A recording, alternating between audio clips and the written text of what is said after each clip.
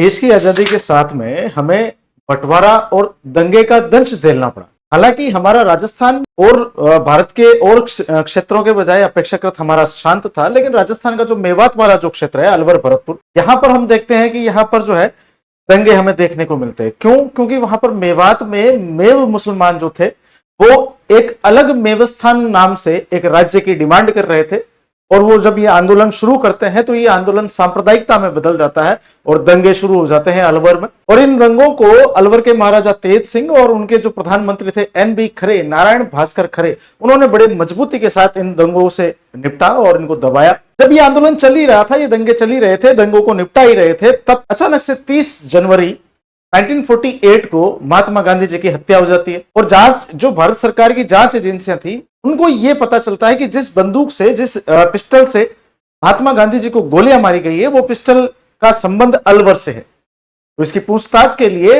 3 फरवरी 1948 को अलवर महाराजा तेज सिंह जी और उनके प्रधानमंत्री NB खरे को दिल्ली बुला लिया गया। दिल्ली में अलवर हाउस जो था अलवर महाराजा का, उसमें हाउस अरेस्ट कर लिया गया।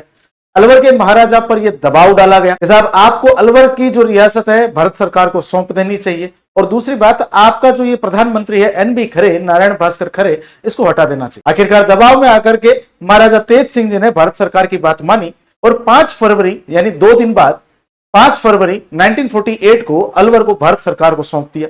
और जिस प्रकार जैसे ही अलवर को भारत सरकार को सौंपा, भारत सरकार ने अगले दिन 6 फरवरी को अलवर के प्रशासक के रूप में केबीलाल, सेठ केबीलाल एक ICS अधिकारी हुआ करते थे, और बाबू शोभाराम, इनको साथ में मिला करके और इनका सलाहकार बना करके, शासक बना करके अलवर भेजा।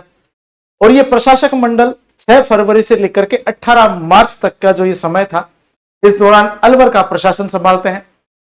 18 मार्च को आपके मत्स्य संघ का निर्माण हो जाता है, और मत्स्य संघ में मिलने वाली जो 4 प्रमुख रियासतें थी, उसमें अलवर एक रियासत थी, जिसका निर्माण या जिसका विलय मत्स्य संघ में विलय इसी प्रकार हुआ। भरतपुर में क्या हुआ जानेंगे अगले वीडियो। Thank you.